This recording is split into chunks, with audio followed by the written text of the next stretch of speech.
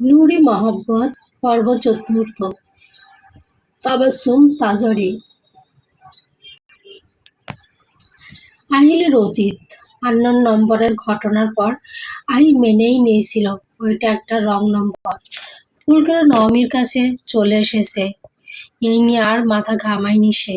এর কিছুদিন পর থেকে আহিলের ফোন বিভিন্ন ছবি আসতে থাকে। প্রথম যেই ছবিটা এসেছিল সেটা ছিল আবরারের সাথে নওমির একটা ছবি। নওমি আবরারের হাত পেঁচিয়ে দাঁড়িয়ে আছে, এমন ছবি দেখে আহিল প্রথমে শক খেয়েছে, যেহেতু সে আবরারকে চিনত না, ইভেন নওমির আপন মায়ের কোনো আত্মীয়কেই চিনত না। সে গলা উঁচিয়ে নওমিকে ডাকলো। নওমি রুমে আসতেই সে সোজা নওমির সামনে গিয়ে ফোনটা বাড়িয়ে দিল। স্ক্রিনের ছবিটা দেখে অত্যন্ত ঠান্ডা গলায় বলল, কে এই ছেলে নওমি? নওমি ভ্রু কুঁচকে তাকালো।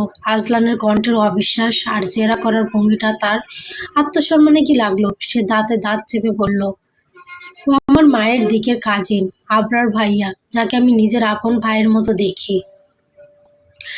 আর কিছুটা দমে গেল। সে ছোট্ট করে জবাব দিল, ও, আমি তো চিনি না, তাই?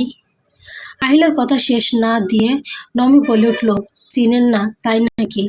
আমাকে বিশ্বাস করেন না তাই? কি বলছো এসব? বিশ্বাস করব না কেন? নমি তার ছেলের হাসি দিয়ে বলল, বিশ্বাস করবেন কিভাবে? আপনার মাথায় তো সবসময় নোংরা সন্দেহ করে।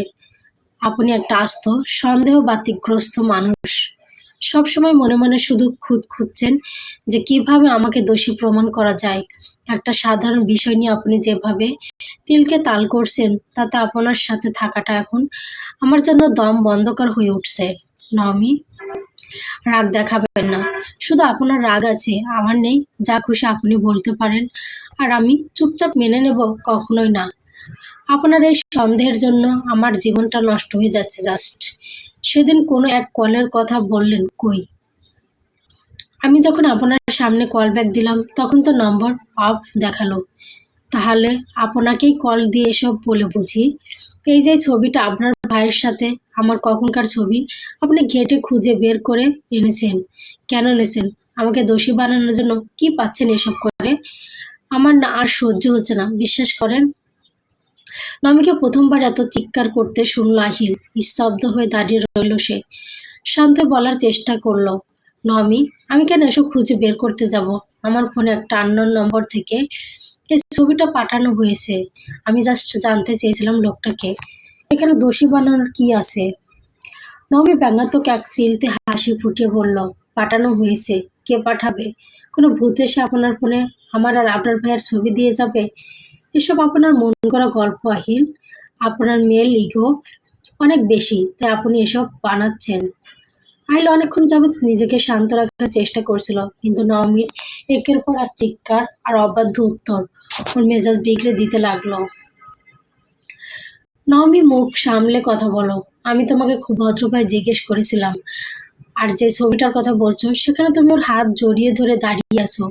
যে কোনো স্বামী তার স্ত্রীর এমন ছবি অন্য কারো কাছের থেকে পেলে মাথা ঠিক রাখতে পারে না। আমি অন্তত তোমার মতো চিৎকার করে ঘর মাথায় তুলিনি।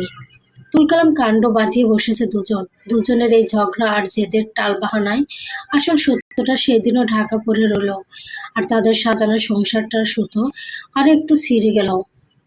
এরপর থেকে বহুবার আহিলের কাছে ছবি এলেও সে সম্পূর্ণ ইগনোর করে যেত। কয়েকবার সে চেয়েছে নওমির সাথে এই নিয়ে কথা বলতে, কিন্তু মনে হতো নওমি বোধহয় আবার ভুল বুঝবে, হয়তো ভাববে আহিল ওকে সন্দেহ করছে, ওকে বিশ্বাস করছে না। কিন্তু আহিল ওকে সন্দেহ করেনি। সে বুঝতে পারছিল কোনো একটা ষড়যন্ত্র চলছে, কিন্তু নওমির সাথে এই নিয়ে কিছুই বলতে পারছে না। নওমি ভুল বুঝবে এই ভয় থেকে সে চুপ করে গেল। এই চুপ করে যাওয়ার তৃতীয় পক্ষকে এক ধাপ এগোনোর সুযোগ করে দিল। সবকিছু স্বাভাবিক চলছিল, কিন্তু এরপর আরেক কাণ্ড। হঠাৎ আহিলের হাতে আসলো একটা ডায়েরি। এই ডায়েরি আগে দেখেনি আহিল। কৌতূহলবশত ডায়েরিটা খুলতেই কিছু লেখা চোখে পড়ল, সাথে বিভিন্ন পাতা থেকে কিছু চিরকুট চিঠি ডায়েরি থেকে বেরিয়ে নিচে পড়ে গেল। একটা লেখায় চোখ আটকে গেল, সাথে দমও যেন আটকে আসছিল আহিলের। গোটা গোটা অক্ষরে লেখা, আমি আহিলকে কোনোদিন মন থেকে মানতে পারিনি। ওর ব্যবহার আমার কাছে জাস্ট বিরক্ত লাগে। একটা মানুষ এতটা বিরক্তিকর কি করে হতে পারে? আমার ভালো ইচ্ছে অনিচ্ছে কিছুই দেখে না, শুধু নিজের জোর খাটায় আমার উপর। আমার দম বন্ধ লাগে ওর সাথে। আমি অন্য একজনকে ভালোবাসি, তাকেই চাই, কিন্তু আহিলকে আমি এটা জানাতে পারবো না, ও বুঝবেও না। আমি ওকে সহ্য করতে পারছি না। আল স্তব্ধ হয়ে রইল, মাথা কাজ করা বন্ধ করে দিয়েছে। মনে হচ্ছে ও আকাশ থেকে ধপ করে মাটিতে পড়লো। আর বাকি সব চিঠির ভাষাগুলো ছিল অত্যন্ত আপত্তিকর, যার প্রেরকের নাম না থাকলেও প্রাপক ছিল নওমি। একজন স্বামী হিসেবে নিজের স্ত্রীর ডায়েরিতে এই হাতের লেখা দেখার পর আহিলের পক্ষে মাথা ঠিক রাখাই অসম্ভব ছিল। তবু এক এক করে সব চিঠি উল্টে পাল্টে পড়ল। কিছু কিছু চিঠি রিপ্লাই মনে হলো, অর্থাৎ যাকে পাঠানো হয়েছে তার কাছ থেকে যাবে এমন। সে ডায়েরিটা আবার খুলে লেখা মিলিয়েছে, বারবার মিলিয়েছে, এই আশায় যে হয়তো লেখাটা নওমি নয়, কিন্তু তার আশার উপর পানি ঢেলে বারবার একই উত্তরই আসছে। লেখাটা নওমিরই। যন্ত্রের মতো অনেকক্ষণ বসে শূন্য দৃষ্টিতে চেয়েছিল সে, তারপর উঠে এসব লুকিয়ে রেখে ঘর থেকে বেরিয়ে যায়। আর এই নিয়ে কোনো কথা বলবে না নওমিকে, তার রুচি হচ্ছে না কিছু বলতে, তাই বাসা থেকে বেরিয়ে খুব রাতে বাড়ি ফিরল। সেদিন থেকে শুরু হলো ওদের সম্পর্ক পুরোপুরি শেষ করা এক নীরব শীতল অধ্যায়। কোনো চিৎকার চেঁচামেচি ঝগড়া ছাড়া, শুধু এক বুক এক অবজ্ঞা আর একতরফা ঘৃণার নিঃশব্দ দহনের মাধ্যমে দূরে সরে যাওয়া। এরপর হুট করে নওমি যাওয়ার পর আহিল নিজের ইগো ভুলে একবার গিয়েছিল তার বাড়িতে, কিন্তু সেখানে গিয়ে পেল আরো এক ধাক্কা। নওমি সেখানে নেই। নওমির বাবার মতে নওমি যেদিন তাদের বাড়ি এসেছিল সেদিন তার ওকে ফিরে যেতে বলেছিল, কিন্তু নওমি যাবে না বলে অনেক কাহিনী করে। শেষমেশ ওনারা জানিয়ে দেয় নওমির জায়গা হবে না এই বাড়িতে। যে মেয়ে জামাইয়ের সংসার ফেলে চলে আসে, তার মতো মেয়ের দরকার নেই তাদের। নমির বাবার কথা শুনে আহিল একটু চিন্তায় পড়লেও বিষ ঢালতে এগিয়ে আসে ওর সৎ মা। আর ছোট বোন দেখছে ওই মাইয়া তার মায়ের বোনের পোলার সাথে গেছে। এই রাত বিরাইতে একটা ছেলের হাত ধরে চইলা যে গেল, মান সম্মান নাই তার। আহিল অবাক হয়ে জিজ্ঞেস করলো ওর মার বোনের ছেলে কে, আর যেহেতু ওর সাথে গেছে নিশ্চয়ই ওর খালা বাড়ি যাবে। নমের মা মুখ বাঁকিয়ে বলল ওর মায়ের পোলাটার নাম আবরার। তারা মাইয়ার খালার ওইখানে যায় নাই, কই গেছে আমরা বলবার পারি না। নিশ্চিত ওই পোলার লগে গেছে গা। এমনিও আগের থেকে ওই পোলার লগে নূরের ভাব বেশি। ঘেঁষাঘেঁষি কম ছিল না বাবা গো, কিছু কইলে তো আমি খারাপ। আরো অনেক কিছু বলে আহিলকে উস্কে দিল সে। আহিল কিছু না বলে বেরিয়ে আসলো। নমিকে খোঁজার চেষ্টা করেনি আর। যে যেখানে গিয়ে ভালো থাকবে থাকুক। সেদিনের পর থেকে জীবন থেকে নমি নামক অধ্যায় মুছে ফেলার সব রকম চেষ্টায় রত ছিল আজলান। এক প্রকার সফলও ছিল, কিন্তু একাকিত্বের সময় কিংবা ঘুম না আসলে খুব মনে পড়তো। কম তো যত্ন করেনি মেয়েটাকে, কম ভালোবেসেছিল বুঝি। তবু তার সাথে এমন হলো কেন? ওর জন্য একটু মায়া হলো না বুঝি? বিয়ের আগে কি বলতে পারতো না তার যদি পছন্দ থেকে থাকে? নাকি ওই নরকের জীবন থেকে বেরোনোর জন্য তাকে ব্যবহার করেছে মেয়েটা? তার আগের জীবনটাও তো সুখের ছিল না, এটা তো জানে আহিল। অতীতের স্মৃতি থেকে বেরিয়ে এলো আহিল। চোখের কোণে পানির অস্তিত্ব দেখা গেল। বুড়ো আঙ্গুল দিয়ে চোখের পানি মুছে উঠে দাঁড়ালো সে। এখন ভেবে লাভ নেই, এখন ওর কাজ নমিকে খুঁজে বের করা। কিভাবে বের করবে এটা ভেবেই মাথা খারাপ হয়ে যাচ্ছে তার। অস্থিরভাবে পায়চারি করতে লাগলো আজলান। তার মস্তিষ্কের রন্ধ্রে রন্ধ্রে এখন শুধু তহিদের সেই কথাটা ঘুরপাক খাচ্ছে, তুহিকে ফলো করলেই তোর অর্ধেক সমস্যার সমাধান। কিন্তু তুহিকে সে চেনে, এত কাঁচা সে নয়।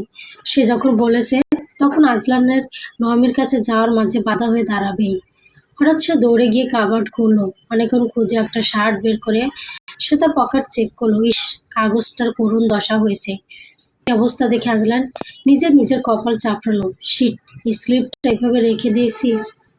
এটা আদনানের হাসপাতালের স্লিপটা, কিন্তু পকেটে রাখাই, ওটা ধোয়ার সময় ভিজে। কাগজটার দশা খুব খারাপ। আজলান সেটা খুব সাবধানে টেবিলে রেখে একটু চেপে ঠিক করার চেষ্টা করলো। তারপর লেখাগুলো পড়ার চেষ্টা করলো। নাম আর একটা নম্বর ছাড়া কিছুই নেই। কি করবে ভেবে পাচ্ছে না সে। এখন মনে হচ্ছে তুইকে ফলো করা ছাড়া আসলেই কোনো উপায় নেই। মা। নবী আদনানকে নিয়ে বাসায় ফেরার প্রস্তুতি নিচ্ছিল স্কুল শেষে। খাতা গুছিয়ে একটু পরে বের হবে। নবী স্কুলে আদনানকে নিয়ে আসে সবসময়। আদনানও মাশাআল্লাহ ভালো বাচ্চা, একটু ডিস্টার্ব করে না। ছেলের আদুরে ডাক শুনে নবমী ঠোঁটের কোণে এক চিলতে ক্লান্ত হরণকারী হাসি ফুটে উঠল।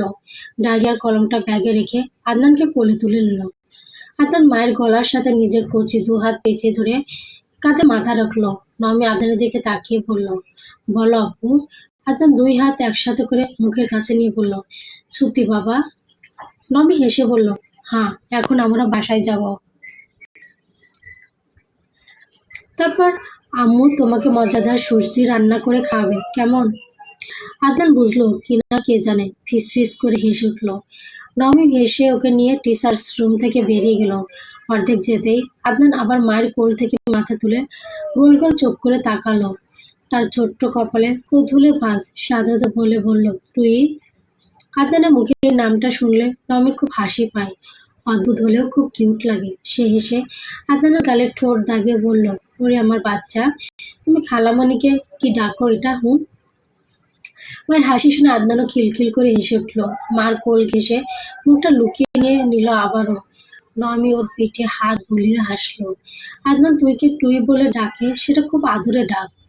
ছোট বাচ্চা অবুঝ মন তার কাছে যে ভালোবাসা দেয় সেই তো আপন। ছোট থেকে তুহির কাছে বেশি ভালোবাসা পেয়েছে। যতই কষ্ট হোক, তুই কিংবা নবমী কেউ ওকে ভালোবাসার কমতি রাখেনি, আর না অন্য কিছুতে। আদনানকে খুব আদর যত্নে বড় করেছে। তুই যখন প্রমোশন পেল, সে প্রথমে আদনানের জন্য অনেক জিনিস আর খাবার এনেছিল। নবমীর মনে আছে, এই মেয়েটা রক্তের না হয়েও ওদের যে যত্ন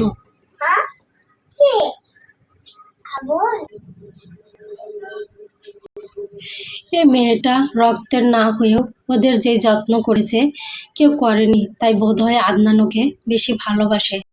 মাঝে মাঝে তুইকে পেলে নবমীকে পাত্তা দেয় না, তবে এটা নবমীর খারাপ লাগে না, বরং ভালো লাগে। তার মনে আছে, যাক, এই দুনিয়ায় কেউ তো আছে যে আদনানকে নিঃস্বার্থ ভালোবাসে। ও ভাবনার মাঝে আদনান আবারও ডাকলো, মুখ ভার করে ছলো ছলো চোখে তাকিয়ে বলল, মা তুই? তুই আসবে তো আপু, আমরা বাসায় গেলেই দেখবে এসে যাবে, কান্না করে না। তুই প্রতিদিন একবার হলেও এসে দেখে যায়, ব্যস্ততা বাড়লে সেদিন আসতে পারে না, কিন্তু সর্বক্ষণ খবর নেয়। আর আদনান হচ্ছে, তুহিকে তার লাগবেই, দিনে 1000বার জিজ্ঞেস করে ফেলে তুহির কথা। নবমী আলতো করে আদনানের ওলট পালট হয়ে যাওয়া নরম চুলগুলো হাত দিয়ে ঠিক করে দিল। মায়ের আশ্বাসে আদনানের মেঘ করা মুখটা আবার একটু শান্ত হলো। সে নিজের ছোট্ট চিবুকটা নবমীর কাঁধে ঠেস দিয়ে বড় বড় চোখ করে করিডোরের দেওয়ালের দিকে তাকিয়ে রইল। নবমী ব্যাগটা কাঁধে ভালো করে সামলে নিয়ে ধীর পায়ে স্কুলের মেইন গেটের দিকে এগিয়ে গেল। ছুটির পর স্কুল প্রাঙ্গণটা এখন অনেকটা শান্ত। দু একজন স্টাফ ছাড়া তেমন কেউ নেই। সে আদনানের মাথায় ছায়া দেওয়ার চেষ্টা করে ওনার আঁচল একটু টেনে নিল। সময় রিক্সা পাওয়া খুব বেশি কষ্টের। রাস্তার একপাশে সে দাঁড়িয়ে নবমী একটা রিক্সার জন্য এদিক ওদিক তাকাচ্ছিল। ঠিক তখনই দূরে মনে হলো একটা পরিচিত মুখ দেখলো সে। আবার দেখার জন্য ঘাড় ঘুরে তাকাতেই ঝটকা খেল সে। মেরুদণ্ড বেয়ে শীতল স্রোত নেমে গেল। পুরো শরীর কেঁপে উঠল। আদনানকে বুকে চেপে দৃষ্টি সরিয়ে দ্রুত রিক্সা খুঁজতে লাগলো। ততক্ষণে ওপাশ থেকে বড় বড় পা ফেলে রাস্তা পার করে এগিয়ে এলো আজলান আজওয়াদ। ঠিক নবমীর সামনে এসে দাঁড়ালো। নবমী 2 কদম পিছিয়ে গেল। তখনই শোনা গেল আকুল কণ্ঠের পরিচিত কণ্ঠস্বর, নবমী, আর কত পালাবে নবমী, আর কত লুকোচুরি চলবে, এবার তো ধরা দিতেই হলো। নবমী পাশ কাটিয়ে চলে যেতে নিলে আজলান আবার ওর সামনে এসে দাঁড়ালো। কোথায় পালাচ্ছ? নবমী একবার আশপাশে দেখে বলল, রাস্তা ছাড়ুন। ছাড়বো না, আগে বলো, আমার সাথে কথা বলবে? আপনার সাথে বলার মতো কিছু নেই, আমি আপনাকে চিনি না, আর একজন অপরিচিত লোকের সাথে কিছু নেই কথা বলার। আমি আপনাকে চিনি না, এই কথা আজলানের কোথাও যেন বিঁধল। সে মলির মুখে একবার আর চোখে আদনানের দিকে তাকালো। বাচ্চাটা বড় বড় চোখ করে ওকে দেখছে, বোধহয় বুঝতে চাইছে এটাই ওর বাবা কিনা। কিন্তু সেদিন মা তো বলল এটা বাবা নয়। আজলান ওকে ইশারা করে বলল, বাচ্চাটা মানে আদনান কার ছেলে? নবমী চমকে তাকালো। এই লোক কি বোঝাতে চাইছে? ইনডাইরেক্টলি ওর চরিত্রের দিকে আঙ্গুল তুলছে। সে রক্তাভ চোখে তাকিয়ে শক্ত কণ্ঠে বলল, আমার বা আমার ছেলের পার্সোনাল কিছু বাইরের কারোর সাথে শেয়ার করতে অনিচ্ছুক। প্লিজ রাস্তা ছাড়েন। আজলান আগুন কণ্ঠে বলল, বলো না নমি, আদনান আমার ছেলে তাই না, একবার বলো প্লিজ। নমি ঠোঁটের কোণ এক চিলতে বিষাক্ত আর তাচ্ছিলের হাসি ফুটে উঠল। আমাকে ভান করে বলল, আপনার আপনার ছেলে কেন হতে যাবে? ও তো আমার ছেলে। He is my son, only mine. I am his mother and everything. এই দুনিয়াতে আমি ছাড়া ওর কেউ নেই, কেউ নেই। সো আপনার কোথাও ভুল হচ্ছে, প্লিজ রাস্তা থেকে সরে দাঁড়ান। আদনান সরল না, বরং এগিয়ে আসলো এক কদম, আর তা দেখে 2 কদম পিছিয়ে গেল নমি। আধঘুটে চারপাশে তাকালো। স্কুলের কেউ দেখে নিলে সর্বনাশ হয়ে যাবে। এমনিতেই অনেকে তার দোষ খোঁজার জন্য ওৎ পেতে থাকে। কম কথা খোটা শোনেনি সে। একে তো সুপারিশে কম যোগ্যতা নিয়ে চাকরি পেয়েছে, অন্যদিকে সিঙ্গেল মাদার। এখন যদি আজলানের সাথে দেখে, তাহলে কথা অনেক দূর গড়িয়ে যেতে বেশি সময় লাগবে না। অজানা ভয়ে তার বুকের ভেতর ধুকপুক করছে।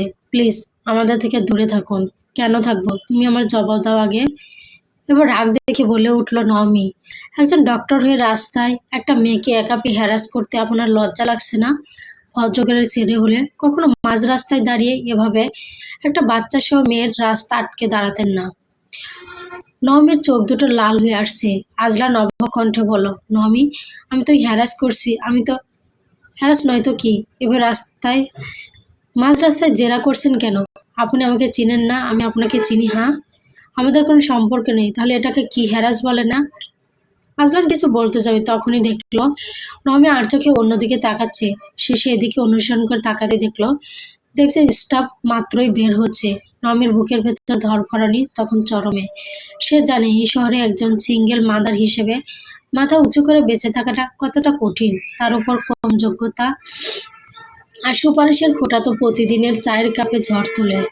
এখন যদি বিলাসবহুল গাড়ির মালিকের সাথে তাকে কেউ এভাবে তর্ক করতে দেখে, তবে কালকেই স্কুলের স্টাফ রুমের মুখ দেখানো দায় হয়ে পড়বে। আজলান বোধহয় বুঝলো নমির চাহনি। সে নরম গলায় নিচু স্বরে বলল, আমরা কোথাও বসে কথা বলি? বললাম তো আপনার সাথে কোনো কথা নেই। প্লিজ আমাদের পিছু ছাড়ুন। নমি প্লিজ, বেশি সময় নেব না। একটু ভেবে বলল, আচ্ছা চলো, তোমাদের আমি বাসায় পৌঁছে দিই, তখন না হয় কথা বলা যাবে।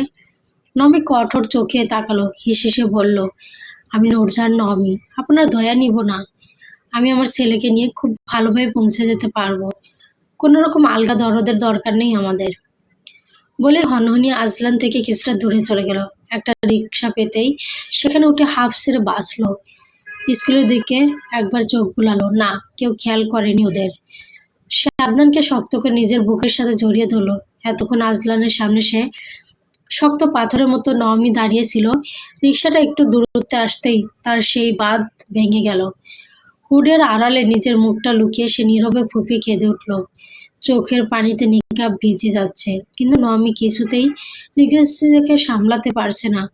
অতীতের সেই অপমানের দিনগুলো, আজলানের সেই নীরব অবজ্ঞা, বিষাক্ত কিছু সত্য, সব আবারও মন মস্তিষ্কে ভেসে উঠছে। ওদিকে পেছনে যে একটা গাড়ি তাদের পিছু পিছু আসছে, সেটা তারা টেরই পেল না। নমি ভাবেনি আজলান ওকে হন্য হয়ে খুঁজবে। আজলান তো ওকে ভুলে যাওয়ার কথা, তার তো অন্য কেউ ছিল।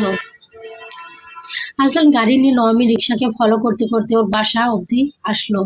নমি বাসার সামনে রিক্সা থামাতেই দূরে গাড়ি দাঁড় করালো আজলান। গাড়ি থেকে তীক্ষ্ণ দৃষ্টি দিয়ে সবটা পর্যবেক্ষণ করলো। নমি বাড়ির গেট পেরোতেই গাড়ি থেকে বেরিয়ে এলো আজলান। গেটের কাছে গিয়ে কিছুক্ষণ দাঁড়ালো। ততক্ষণে নমিরা চোখের আড়াল হয়েছে।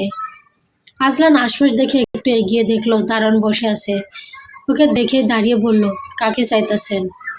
আজলান একটু থতমত খেলো, তবু হেসে বলল, এখন যে একজন গেল না বাচ্চা নিয়ে, ওনার বাসা কোন ফ্লোরে? দারোয়ান সন্দেহের দৃষ্টি তাক করলো আজলানের উপর, পা থেকে মাথা পর্যন্ত কেমন তো তাকিয়ে বলল, ওই আফার খোঁজ আপনি চাইতেছেন কেন? আজলান অস্বস্তিতে পড়ে গেল। এভাবে তাকালে যে কেউ অস্বস্তিতে পড়বে। সে সামলানোর চেষ্টায় বলল, আসলে উনি আমার একজন পরিচিত আত্মীয়, তাই জিজ্ঞেস করছিলাম। আমি আস্তে আস্তে তো ভেতরে চলে গেল। আজলানের চকচকে চেহারা, দামি শার্ট আর একটু দূরে দাঁড়িয়ে থাকা বিলাসবহুল গাড়িটা দারুণ আগে লক্ষ্য করেছে। বছরে কেউ খোঁজ নিতে না আসা নূরজাহানের খোঁজ নিতে এমন একজন হাই প্রোফাইল পুরুষ মানুষের হুট করে আগমন দারুণের চট করে বিশ্বাস হলো না। সে কণ্ঠে সন্দেহ ঢেলে বলল, আত্মীয়? আপনারে তো কোনোদিন দেখি নাই। আফা এইখানে কতগুলো দিন ধইরা থাকে।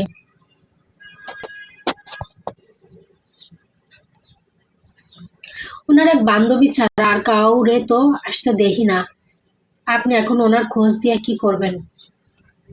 আসলান বিরক্ত হলো কিছুটা। নিজের বউয়ের সাথে দেখা করতে কত জেরার সম্মুখীন হতে হচ্ছে তাকে। পরক্ষণে ভাবলো, এখন বউ পরিচয় দেওয়া যাবে না। মেয়েটা বোধহয় মানে না। আজ তো বললো সে নাকি চেনে না আমাকে। সে পকেট থেকে মানিব্যাগ বের করার ভান করে অত্যন্ত নরম ও ভদ্র গলায় বলল, দেখুন চাচা, তুমি সত্যি ওনার খুব কাছের মানুষ। অনেক বছর পর দেখা তো, তাই ওনার ফ্ল্যাটটা চিনতে পারছি না। ওনার নাম নূরজাহান নমি না?